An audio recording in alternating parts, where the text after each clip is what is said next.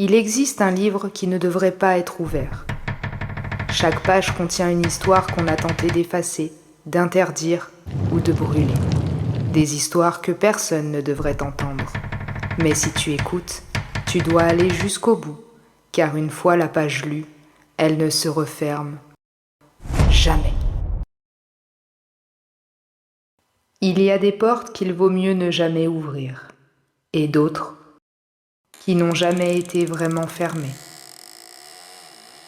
Je m'appelle Maëva, et je pense que quelque chose ne va pas dans mon immeuble. Je vis dans un petit studio au 4e étage, dans un vieux bâtiment où tout craque. Les tuyaux, les murs, le parquet. Mais ce n'est pas ce qui m'empêche de dormir. C'est elle, la voisine du 4B. Tout le monde m'avait prévenu. Dès le premier jour, l'agent immobilier a esquivé la question, et les voisins n'ont jamais rien voulu me dire.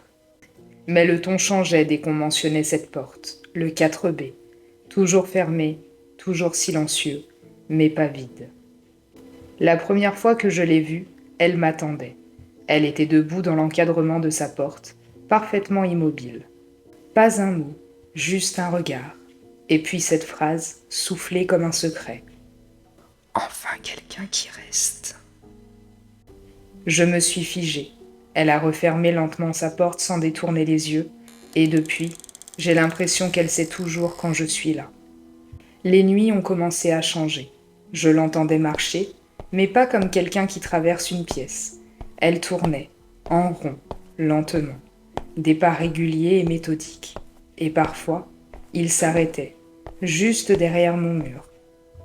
Une nuit, j'ai entendu des griffures, très légères, comme des ongles secs qui traçaient quelque chose sur le mur qui séparait nos appartements.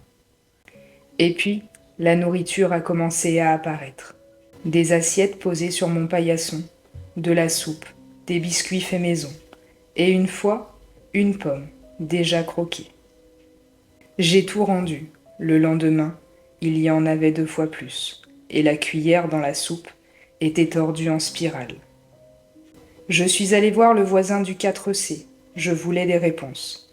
Il m'a regardé sans parler, puis il a fini par dire d'une voix blanche. Elle est morte, Maëva, Madame Louvet, en 2003.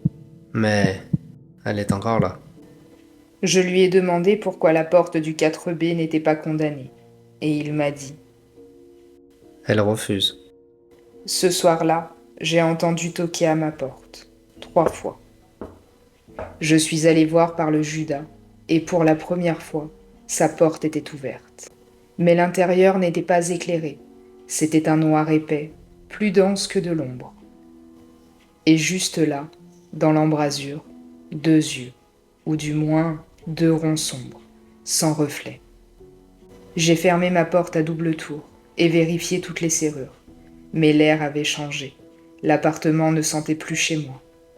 Il y avait une odeur sucrée, et ce bruit, un frottement, comme quelqu'un qui frotte un tissu contre du bois, lentement. Le lendemain, je me suis réveillée en sursaut. Il faisait jour, ma porte était fermée, tout semblait normal. Mais sur la table, il y avait une tasse de thé encore fumante, et à côté, un petit napperon en dentelle, qui n'était pas à moi.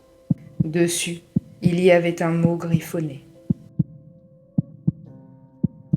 Je me suis levée d'un bond, j'ai revérifié toutes mes serrures.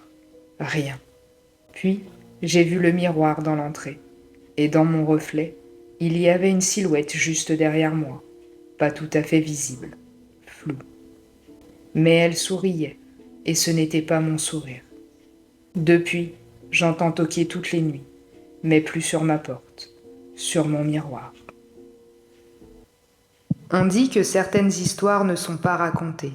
Elles se réveillent, et chaque mot que tu entends les rapproche un peu plus de toi. Si tu entends frapper cette nuit, n'ouvre pas.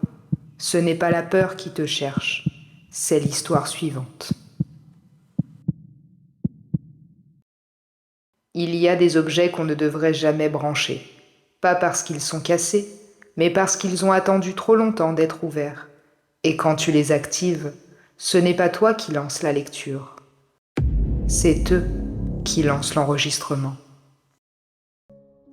Je ne sais pas trop comment écrire ça, mais j'ai besoin de poser des mots avant que ça recommence. Tout a commencé il y a 2 semaines. Je me promenais dans une brocante et je me suis arrêtée à un petit stand. Des objets poussiéreux, rien d'intéressant, sauf une clé USB noire, posée là, sans étiquette. Le vendeur m'a regardé bizarrement quand j'ai demandé le prix. Il m'a juste dit. Elle n'est pas à vendre, mais elle est à toi maintenant. Je l'ai prise quand même. C'était stupide.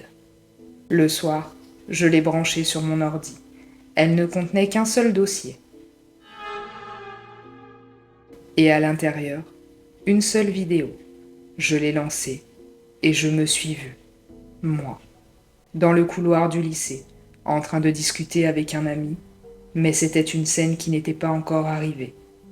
Le lendemain, tout s'est passé exactement comme dans la vidéo. Les mots, les gestes, la position des gens autour, tout. Et chaque nuit, une nouvelle vidéo apparaissait sur la clé. Toujours une seule, toujours demain. Je suis passée de la curiosité au malaise en quelques jours. Au début, c'était anodin. Moi au skatepark, moi qui regarde la télé, moi qui fais tomber un verre. Mais au bout d'un moment, les vidéos ont changé, et l'ambiance aussi. J'ai reçu une vidéo où je dors, sauf que la caméra est dans ma chambre. Elle s'approche de mon visage, lentement, trop lentement, et moi, je ne me réveille pas. La nuit suivante, je me suis réveillée en sursaut. Il était 3h16. Mon ordi était éteint, mais la clé était allumée. Elle clignotait, comme un battement. Je l'ai branchée. Une nouvelle vidéo est apparue.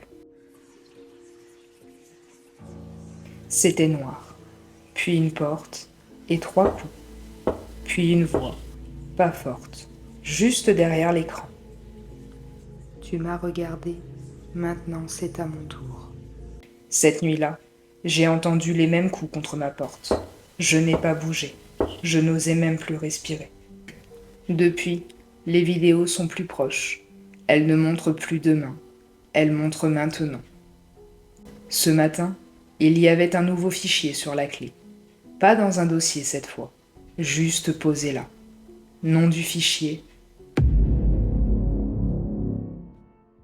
Je l'ai lancé. C'était mon visage, filmé à travers ma webcam.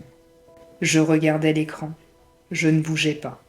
Et derrière moi, il y avait une silhouette. Une main noire posée sur mon épaule. Et ce sourire, ce putain de sourire, qui n'est pas le mien. Depuis hier, la clé disparaît et réapparaît. Je la jette, je la brûle. Elle revient. Elle veut que je regarde. Ce soir, un nouveau fichier. 6 jours. Pas de vidéo, juste le nom. Mais je sais que je suis dedans. Quand on voit l'avenir, on croit pouvoir l'éviter. Mais certaines images ne montrent pas ce qui va arriver. Elles montrent ce qui est déjà en train de se produire. Et pendant que tu regardes, quelqu'un te regarde aussi. Ce n'était qu'une page parmi tant d'autres. Le livre ne dort jamais. Il attend qu'on l'ouvre. Une nouvelle histoire peut s'écrire cette nuit. Mais attention à ce que tu écoutes. Certains secrets, une fois entendus, s'accrochent à toi pour toujours.